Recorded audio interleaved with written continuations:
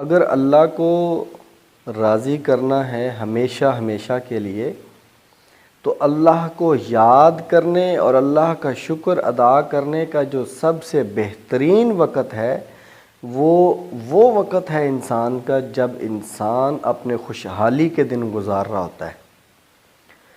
جب بھی کوئی مصیبت پڑتی ہے، کسی مشکل میں ہم پڑتے ہیں، ہم ایسے کام میں پھنس جاتے ہیں جہاں پہ ہمارا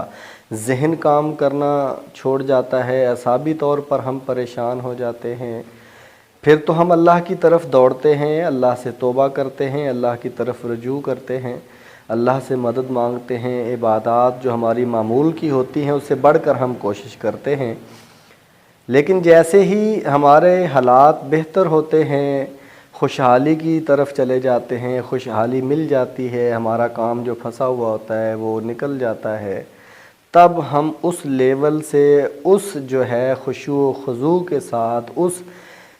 شدت کے ساتھ، اس غم اور اس دکھ کے عالم میں، عاجزی کے عالم میں جو ہم مصیبت کے وقت کرتے تھے، وہ یہاں پہ ہم اپنا وہ سارا انداز کھو دیتے ہیں۔ یہی وجہ ہے کہ ہمیں زیادہ مسائل پھر آتے ہیں۔ اگر ہم چاہتے ہیں کہ ہمارا اللہ ہم سے راضی ہو جائے اور ہمیشہ ہمیشہ کے لیے راضی ہو جائے، تو جب خوشحالی کے دن ہوتے ہیں اس وقت زیادہ سے زیادہ اللہ کا شکر ادا کرنا چاہیے، زیادہ سے زیادہ اللہ کی عبادت کرنی چاہیے،